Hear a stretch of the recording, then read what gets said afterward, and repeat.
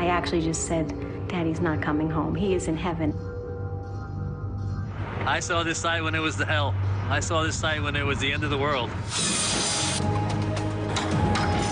So this building is like music to me. I love it. This is the story of the making of the 9/11 Memorial. A behind-the-scenes look at how it was accomplished, from idea to installation. There's no bigger honor. There's nothing I can ever do that would top this. We're going to bring the world inside here very soon. It feels wonderful to see it come together.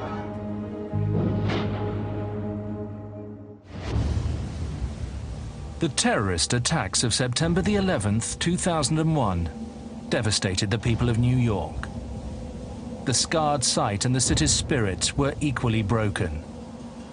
For 10 months, recovery workers clawed and dug through the rubble at what came to be known as Ground Zero, searching for remains.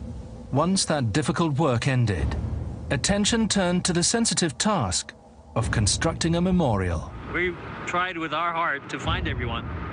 And having done the best we could with that, we're doing our best to build a memorial so that it's something permanent, something beautiful, something respectful, something emotional. To bring that vision to life has been a long and arduous journey, filled with controversy, creativity, and dedication. Right after 9/11, a city, state, government entity was formed. Their essential role was conducting the design process, the largest international design competition in history. 5,200 entries from 63 different countries. They conducted that process. Here we go. One of the entries was from a 34-year-old New York architect named Michael Arad. Making it through to the 8 finalists, Arad's proposal was called Reflecting Absence. The design was conceived of as a clearing in the city. The moment that you cross the street and step onto the Memorial Plaza, you'll know you're in a different place.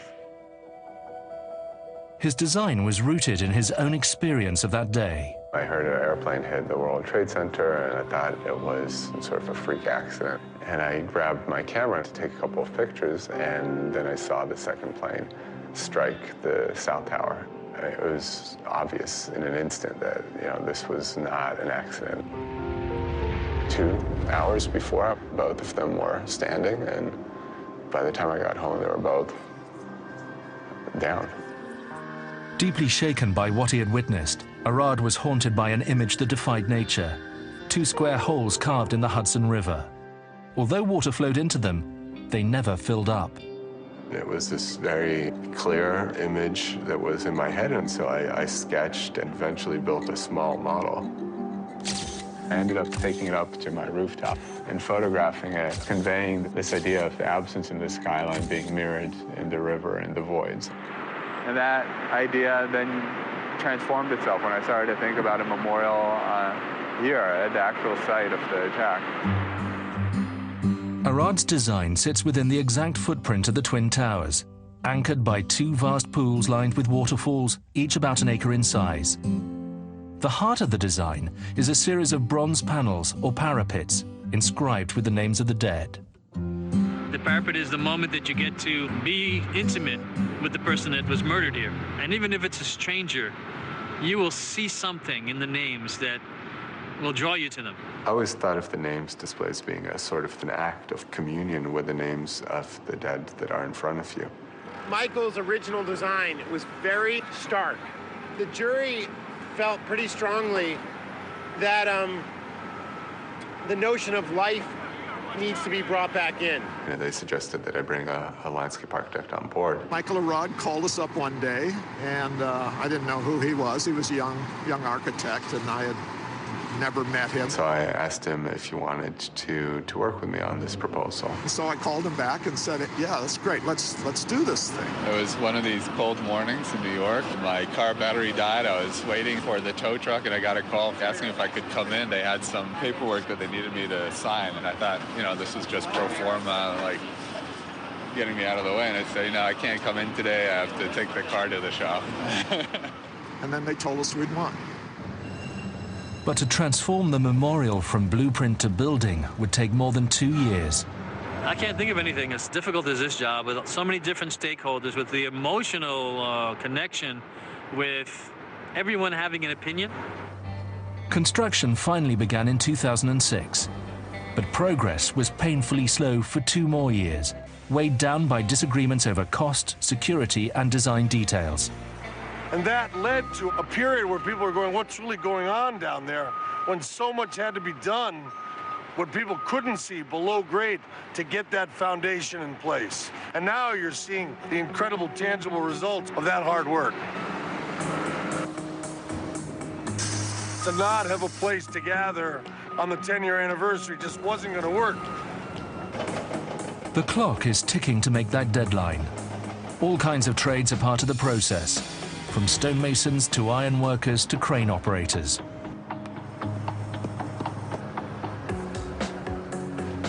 The estimated cost of the memorial and its museum is $700 million. But who will take charge of one key mission? The bronze parapets, etched with the names of the nearly 3,000 people who died in the attacks of 2001 and 1993.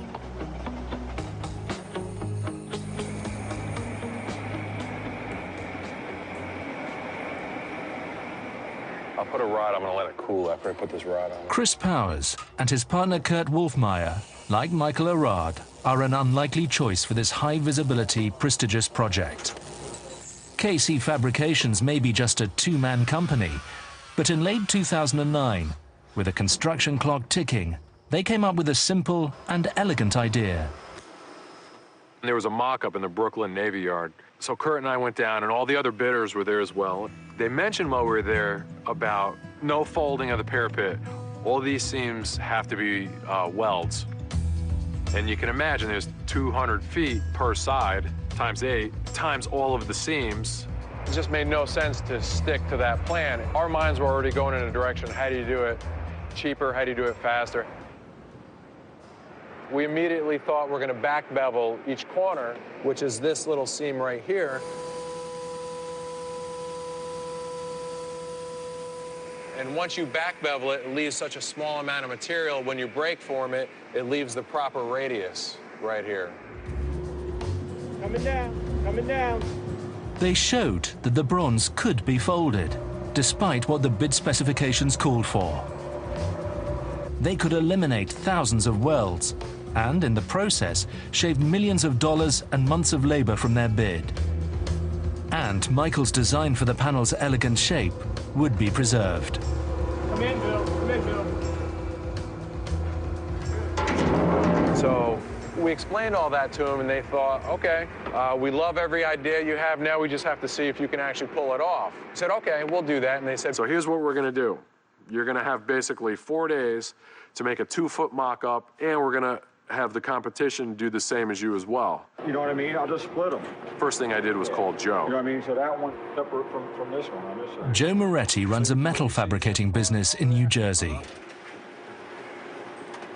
For this, we needed 100% experts at machining, and they always seem to pull off miracles, quite frankly. The only thing I knew at the time, you know, was that basically we either had to get this done in a week or we were out. But they got us all the parts and brought everything to our shop. It was probably 4 days, 24/7 to get this thing put together. And when we showed up with it, not only were they surprised, they said no one else had shown up with anything close to this. Right, I want to push. Yeah, so you want to back it out. Yeah, that's why it wasn't going. They were certainly the sort of the dark horse, but they showed such intelligence in their approach, and they just thought about a different way of getting from step A to step B than we had previously done. Chris and Kurt won the contract. Their operation would be run out of a glorified shed 90 miles north of Ground Zero in rural Gardiner, New York. We know we're gonna get the job done. As long as I know, we just have to make X amount of parts, X amount of parapets, produce a memorial. We'll do whatever it takes to make that happen. By the time contracts were finally signed in October 2010, they had less than a year to meet the deadline for the 10th anniversary. Joe, nothing else magical we need to do, no parts, we're ready to go. It's all magic from here. Okay, no magic. Every second. We're all magic. It's all going to be tricky from here. But first, they had to build a prototype. 4 parapets almost 40 feet long, The end result would be nearly 1,600 feet in length. It's a scale mock-up of a corner that's on site. We're going to test many things in the fabrication. And then once we figure it out here, it'll be a lot easier on site. I mean, we can push it over there. That's good. It all goes back to the schedule. There's just not a lot of time to do this, so we have to make sure everything's perfect here. Looks like it's lined up in this direction. It looks like it's just got to... Perfection is what they will need. Their first big milestone, unveiling the prototype for the memorial's board and executives, is less than a month away. Can you check that corner for me? Sure. Yeah, it's almost 3/16. It's October the 30th. Just 10 days to go until the 9/11 memorial prototype is presented to the board. It's an exact scale model of a corner section of the pool, where the North Tower stood. If they get it right, it will go to ground zero. The stakes are high, and the team is racing against the clock. There's a lot of work that has to be done in a short period of time. We have to install the bulkheads. There's a cooling system still being designed that has to go in here. We have lighting that has to go on here. There's reflector panels, there's trays that hold the reflector panels. It seems almost impossible, but we'll do it. Just the fact that how you made it, I understand. you know, the points are gonna match up. Yeah. Every single component is built in the virtual world before it's built in the real world. Their creative use of technology is what's making it possible to produce the prototype so quickly. The whole job has already been created on the computer using powerful 3D software. We just basically take what he's done, and then we go manufacture it to his plan, which already been predetermined, that fits together, works. The parapets each weigh just over half a ton. That's a lot of weight to move around during installation. So Kurt and Chris want their mounting post to have what's known as an XYZ plate. This will allow each panel to be adjusted in any direction with just the turn of a screw. They set to work on its construction. Where they would otherwise have to use shims to sit here and adjust the heights of the parapets and hammers to push them back and forth, now they're just going to turn screws. Everything's going to move real easy. You gotta just slide that plate back with an adjustable, straight back. That should just drop right in. There it goes. We're in. I like those XYZ plates now, baby. That's right. You like when that slams home. That was awesome. Yeah.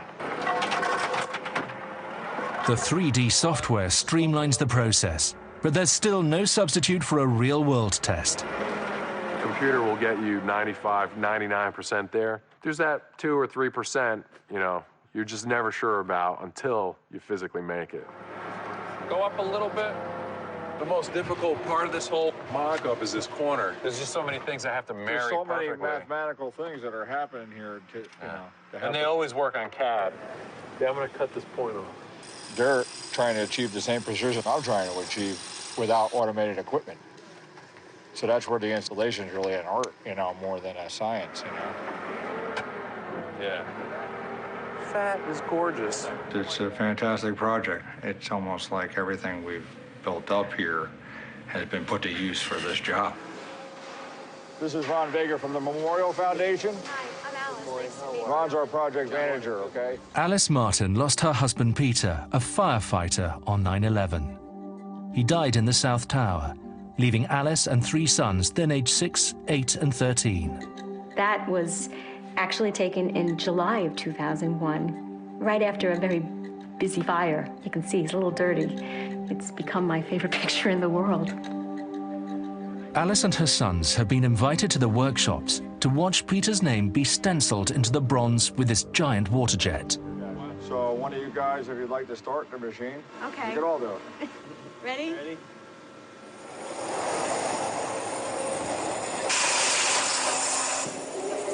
As a fireman's wife, you kind of keep it in the back of your mind, well, something could happen, but at the same time, you say, oh, nothing's ever going to happen. And I remember going down to my kitchen at 4 a.m. and realizing this is real. Wow, unbelievable. Touch it. You'll be the first ones to touch it. You should be there. Yeah. You guys can. The worst thing is when you lose a loved one and you worry that they will be forgotten. We got you. We got that covered. They will not be forgotten. But when a family comes, it's somber in some ways, but in other ways it's very invigorating, and it kind of gives us, and not only me, but I think it gives my whole crew a boost. Where you see the raised letters, we basically just cut away the material we don't want and leave the letters behind. The memorial panels have two distinct kinds of lettering. The names of the victims, like Peter Martin, are incised, cut all the way through the metal. You can see the D's start to develop, you see that? Identifiers, like flight number or fire company, are embossed or raised. Now this is going to take the letters to another level of detail. They go from very large covers to rough it all out, and then slowly they get to a smaller and smaller tool. This tool looks like it's even too big to do the center of the A, but it'll probably do some of the center of the D. Before the machine even pierces the metal, a computer program has done it first. Each one of these lines represents a cutter going around that particular part. And the more tool pads you make, the smoother it looks in reality. So what we can do here is we can simulate all the cutter action on the machine before the machine does it. Every day that I work on this job, I have that same feeling. And a lot of those people that died in there were our age, and they were our friends, and they were friends of our friends. So it's a very emotional job. By early November, the memorial pools at Ground Zero are taking shape. 180 kilo slabs of black granite, called jet mist, are used to clad the 30-foot deep basin. Each pool will have a total of nearly 2,500 pieces. A few of them were not quite up to the standard that we have for this project, so they had to be replaced. They still have to do this one, right? They haven't swapped it out yet. Okay. It's a privilege to be able to bring this much care and consideration to every small aspect of the memorial. Pressure's all on Christine because, you know, she's the genius patina person, and at the moment, I'm muddling along trying to help her. The finished surface of the bronze, called patina, is a kind of permanent chemical paint, and it's all about craftsmanship. There are certain recipes that it's very evident that this alloy just loves. It just totally takes it. So, you know, I am looking for that. You know, that to me is a very sound home run, so to speak. It looks great. Yeah, I'm really happy with this. It's gorgeous. I was really trying to pay attention to the very small areas. I jimmy-rigged a special brush for this. I kind of cut down a brush that just has a few bristles. Yeah, this looks really good. A lot to do this week. It's okay, Yeah. Okay, one more cut and then we'll know. Finally, it's November the 9th. Tired but fueled by adrenaline, the team spends all day fine-tuning and tweaking. Everyone is just double-checking everything to make sure it's correct. So we're checking the dams, we're checking the doors, we're checking the lights, and we're checking the reflectors. You ready? Yeah, let's lift it up. On my side. Going up. Catching the angle in the back. Can we get that up a little bit? Here, I'll help you out. I know exactly what to do.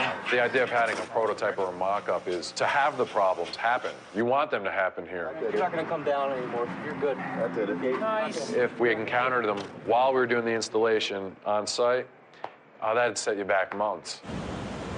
On November the 9th, 2010, the North Pool waterfall is tested for the first time.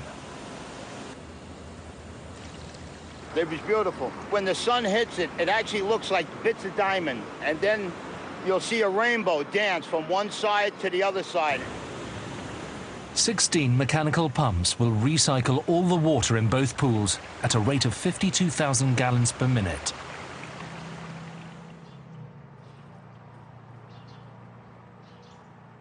Can you believe it? Wow, 24 hours, what a difference. You probably never thought in a million years. I could tell. Wow, looks great. Beautiful, isn't it? Absolutely. Like you want to touch it. Exactly. Yeah, it's a real. You didn't get on your fingers looking at this. Congratulations. Thank you. Thank you. Really. George Pataki was the governor of New York at the time of the attacks. Good to see you. I am just really moved by how you're drawn into it. Yeah. You know, it's not something where you just passively stand back and look at it. It was the first time so many people had come and actually seen what we were doing. It did feel good. I felt like I was doing the right thing, you know. I was doing the job right. We had a bidders meeting at the mock-up at the Brooklyn Navy Yard, and they came, and I was like, they seemed like such long shots. And actually, on the way up here, I was like, I'm so glad that it worked out. You were kind of a long shot too, Michael. Yeah, a lot of long shots. A lot of long shots, but it turned out just tremendous. The prototype works. Now they have 148 panels to finish, and only 10 months left till the 10th anniversary. If you tell me that you need me on Monday the whole day, you got me the whole day. Throughout the autumn of 2010, work on the 9/11 Memorial moves quickly. First pyramid will be on this west wall on the north corner, right where those guys are. And I think we're going to have 9 posts here Monday morning. Once we set those, we'll be ready for parapets. You know, the world's watching you, and no matter what, you are going to get this job done. I'll go ahead and pick this guy up. And each one being 110 pounds, after about 10 of these, you're ready for a good massage. In what will eventually become a kind of urban forest, workers plant some of the first trees by the South Pool.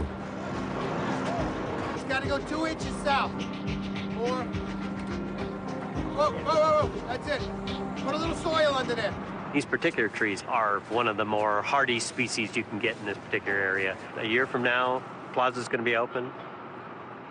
It's going to look nice.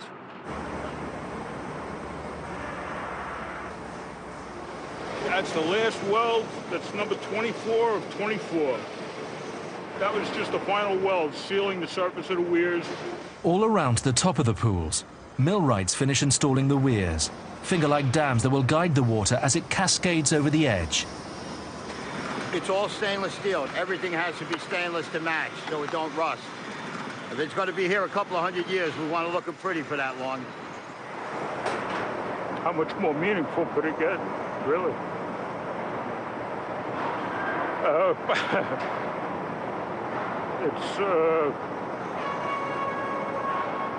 I'd do this one for nothing, really.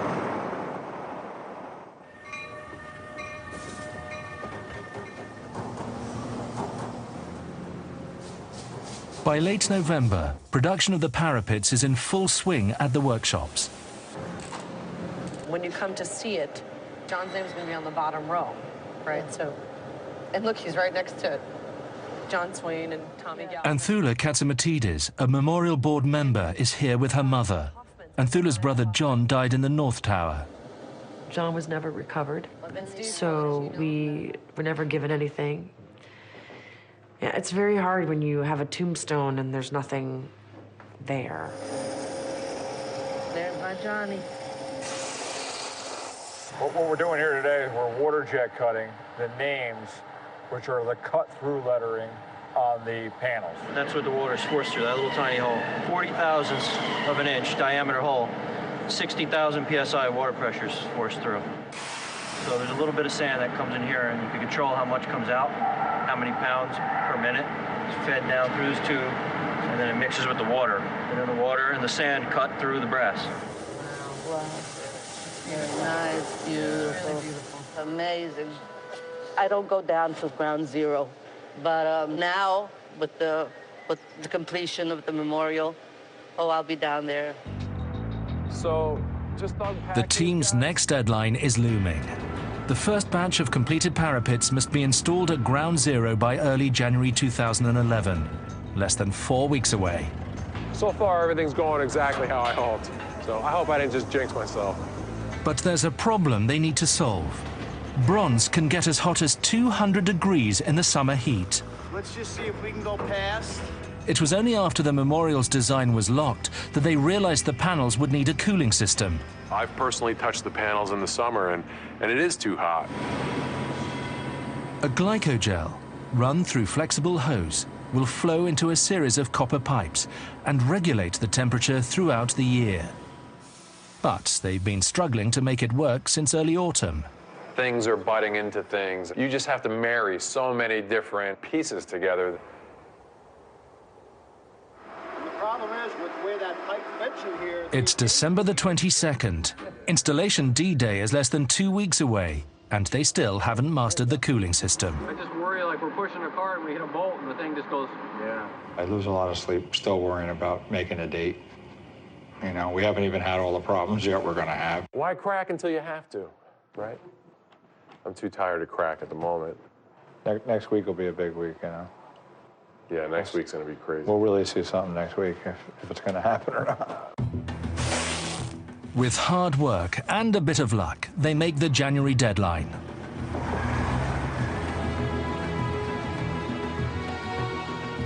So the second he gets here, the truck will come in. We're gonna pick it up and put it over that stone. We're gonna go right over. Don't let that spin too much. Just let it hang there for 2 seconds. Do you have a knife on you? Yeah. Ready? Whatever you are, brother. Okay, that's good, that's good. It's a big day, a major milestone for the job. All the mock-ups, all the studies, everything, to actually see it installed, that's exciting. It's really exciting to see that. Wait. You're in, Chris? Keep going. Onward from here, I can't wait. Number one's in. We only have 99% more to do. But the weather isn't helping. With freezing temperatures and 7 major storms, January 2011 turns out to be the snowiest in New York's history. My hand's frozen. But you have to take your gloves off to really adjust these, and then your hand turns into a little ice block in 20 minutes. Digging that. You gotta give it back. Man, putting that right in my pocket. Jeez. Today, Chris has been waiting for 3 hours just to get his delivery of parapets inside the gate. You'll see him trying to maneuver into here, and it's going to be really tricky. I already walked the driver over, and he kind of looked at me like, are you crazy? We got to move all this out of here. Ready? Go. So he can kind of swing like that now. I'm stressing out now because I want to get done, so I'm just away money. By the end of the day, they're ahead of schedule. They've installed 2 full sides of the North Pool in just 1 month. You're not coming in tomorrow because of snow. Right. So I'd like to get like a week's worth in right now. All right. The pace of work in the mechanical spaces below ground, 70 feet down to bedrock, is as active as that above. See, we're concentrating on all the overhead mechanicals, ductwork, conduits, piping. It's the domain of Lou Mendez, who has a long history at Ground Zero. I was here 9/11, 2001. Then I stayed here for a year. I ran all the field operations for the cleanup. So I thought that was the biggest job that I had ever done. And now this is the biggest job. The pumps for the North Pool are here. These are the pumps. Those are filtration systems. We're underneath the bottom of the pool. If you go up these stairs, open up that door, basically you'll be at the lower void of the pool. Back above ground, construction hits a snag. In early February, some faulty waterproofing is discovered. It has to be fixed before any more parapets go in. And that's not all. Is that okay, though? Yeah, I don't know if it is. The cooling system needs yet another round of redesigning. And if it was rotated this way, you're saying it's going to... Then it would be off angle too far. What I would do is I would put these pipes on. Once you get this one dimension straightened out, this vertical, That seems to be the only hit. then that would be consistent throughout. There's still things that aren't completely resolved at this point, and that's, you know, with 6 months to go, that's a little too tight for me to be working on nailing stuff down in its final design at this point.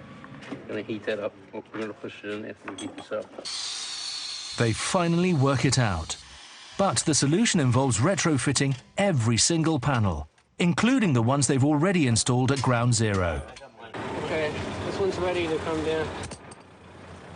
We started this 11 weeks ago doing the first remediation. Now we're doing it basically again. Every single parapet. 100 of them are done, and they all had to be rebuilt plumbing-wise. Now we have this, and it should work fine. You know, 3 strikes, you're out, but now the 3 strike is going to work. Hey, Mike? With all the delays, no new parapets have been installed in 3 months. And they're piling up at the workshop. These are basically all ready to go.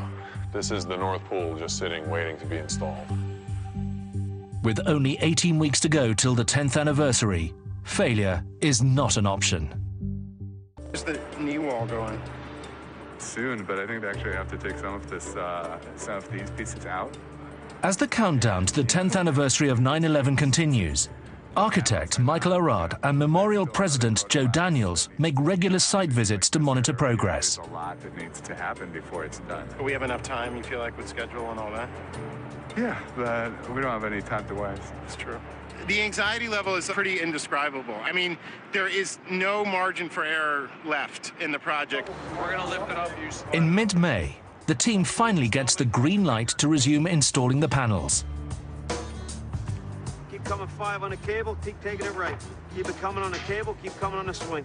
And hold that right there, hold everything. Okay? Here we go. At last, both the work and the weather have turned a corner. Come on down about 2 inches, Jerry. Okay. Hold that, hold that. Keep coming. A little more? No, you're good right there, we're good. Nice. All the planning's working out. And it's not raining, that's amazing. It's the first time I've set a parapet without a snowstorm or a sleet storm. Everyone who works on the memorial knows how much it means to the 9/11 families. People will remember that those people were people, not just names, that they were names that belonged to a human being with a life. The Martin family had never been to Ground Zero. But with the 10th anniversary close at hand, they take a tour of its perimeter. See all those men with their hard hats and to hear the drills, it shows that we're going to rebuild and life goes on. It wasn't a dark, gloomy place. It was a tower that was being built. It was the complete opposite of destruction. It was construction. In the Memorial Plaza, over 400 swamp white oak trees will ultimately soar 60 feet into the air. So they grow up and they almost make a Gothic sort of colonnade. The park had to change your mood from the cacophony of the street. A meticulously designed inner-city forest. So you have order along one axis, looking east-west, you see these trees snap into these clear rows. But when you look north-south, there's a much more haphazard, naturalistic pattern. This New Jersey field was converted to a nursery in 2006 to nurture the memorial trees. Hundreds of 18-foot trees were hand-picked and moved here and now stand 30 feet high. Each one of those root balls weighed roughly 10,000 pounds. So we took a hunk of soil that weighed 10,000 pounds with a tree growing out of the middle of it and put it in these boxes and rooted it out. So it's quite a process. Most urban trees have a death sentence. They've been planted in a shoebox. They're only going to grow as big as they can, and then they'll just stop if they survive at all. So what we've done with this design is given every possible advantage to the tree. So right here is where the irrigation point of connection is supposed to be. Yeah. So I guess we can get in like here. There's a short tunnel right here. Networking throughout the memorial are a series of these maintenance tunnels with all of our utilities.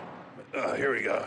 God forbid you forget something in here. Every drop of rain is caught and taken down through a whole system into a tank. And then that water is used again to irrigate the ground cover and the grass and the trees. Water is one of those beautiful things. You can see the wind just catching us. So it's really pretty cool. Water architect Dan User masterminded the creation of the memorial waterfalls. We have a void here where the tower stood. The concept was that that water would fill that void and it would be this cleansing action, that healing process. With over 350,000 gallons of water cycling through each pool, these fountains are absolutely unique, with challenges to match. One of the first things that I saw when I said I saw the length and the size of this thing is how is it going to be sustainable? Dan came up with this idea of these fingers, which would let the water through, but not use as much water. The fingers of water hold their visibility and the uniformity all the way down from the top to the bottom, and so you can get away with a lot less water. But the pool's massive size, each the equivalent of a 3-story building, make them impossible to test with a smaller model.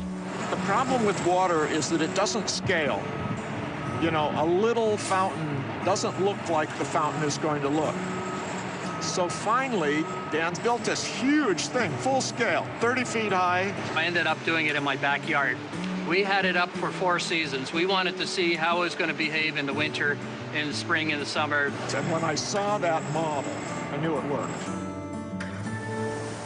It's really humbling to see all the agony that's happened, and to see this renewal is really just wonderful. On the 10th anniversary, when families come here for the very first time, I do hope they understand, just by looking at the names and the space around the names, that they see that each name has been given a real presence.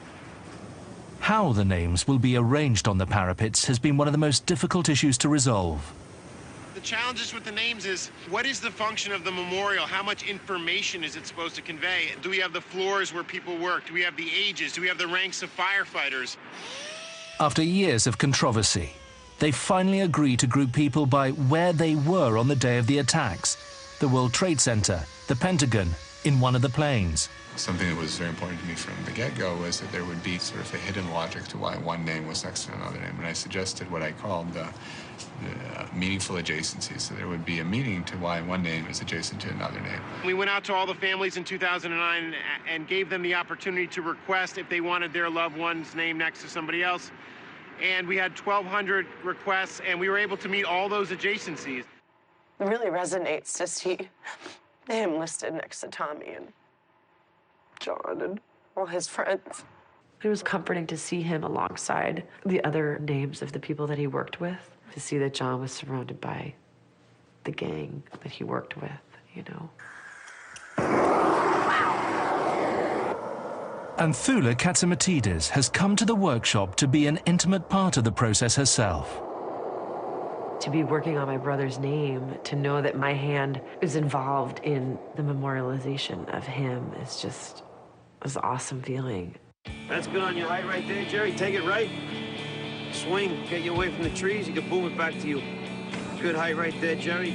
Back at Ground Zero, everyone is working double shifts to make the 10th anniversary deadline. That's good. Let's get this sucker in there. Coming down easy. That's good. This will be all right as long as everything keeps going like it is now. Thanks. Yeah, excellent. Thank you, sir. Excellent. That's it. Can't complain. Yeah, you gave him a home run today. That's right. I don't want to get cocky yet. Let's get a pool done first. They're on the home stretch, so long as they can keep up the pace. Go down a little bit. It's late spring. Just a few months left until the 10th anniversary. And the 9/11 Memorial Plaza is a whirlwind of activity. It's incredible. I mean, to stand here with all these trees behind us and the paving below us and the plaza, the pool and all the elements coming together, it's great. We're in the final stages. If you were making a meal for, 100 guests, I mean, everything is cooked and everything is set, but you're still kind of running around and fixing the last few things. Welcome, everybody. As you can see, we are making progress. And so far, we are on budget and on time. New York Mayor Michael Bloomberg is the chairman of the memorial. Hi, guys. See you again. Be safe. How are you? Good, thank you. Where we're looking at now, which is the west side of the South Pool. The mayor and memorial president Joe Daniels lead the board on a tour. As the mayor said, lots of progress. We're 123 days away, and we're all out till we get to the 10th anniversary and beyond. It's hard to to come to terms with 3,000 people lost. I hope that when people will come here, they'll walk around both pools, they'll see the thousands of names that are here, but they will also learn individual stories, not just about the people who died that day, it's also about the people who are left behind. I don't think that anyone can come to the site and only feel sadness. You know, I mean, if that happens, we've failed, you know, and I don't think that we're going to fail. I think that this memorial is really going to inspire people, you know, and bring hope. With each passing day, more and more trees dot the landscape. We need to go this way, about 2 inches, so come up on the suspension and down on the suspension over here. I've been doing this 34 years, maybe the best planting of trees, just in terms of resilience from transplant. They're rich green, they look like they've been here forever. As the Memorial Plaza nears completion, there's less room to maneuver as they plant the trees. A special contraption is custom built to snake through the site and get the job finished. It's the first machine of its type ever built anywhere in the world, and so we're having to finesse the intricacies of the machine while doing production. Let's lower her down, see what we got. That's good. Let's go the other way. Come down a little bit, just a little. Perfect. The end is in sight. There's now about 80 trees left to go on the plaza before the 10th anniversary. I'm reluctant to declare victory yet, but we're close. Unbelievable. It's breathtaking. Alice Martin visits Ground Zero in June with Ron Vega to witness the installation of her husband's panel. Nice to meet you. Nice to meet you. Yes, thank you. This is exciting. I'm speechless, and usually I'm not. No, but I'm honored it's, to have you here. Oh, my so, goodness. Yeah, we're going to go ahead and install Okay, it. I'm just going to watch. Okay. Just watch your step there. Come on in. Okay, hold on a second. Go up a little. That's all. That's okay. You make it look easy. Hey, Chris, she said you made it look easy. That was just for you. Will I be able to thank them? It's an emotional visit for Alice and the workers. Thank you so much. It means the world to me. Oh, unbelievable, but you're good guys. Thank you. Thank you so much. You're good guys. I could go like that. Does that work? Before the end of June, the team surges ahead of schedule and finishes installing all 152 parapets. Chris welds the pivotal corner pieces in place, never again to move.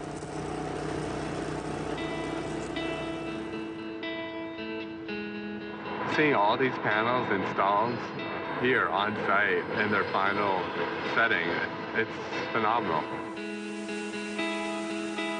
On the 10th anniversary, that's the culmination of all that work, all that vision, to see it come to life and to have, for the public who has not stepped foot on this space since the day of the attacks. I hope that they'll be able to be here and just feel that we've done something right.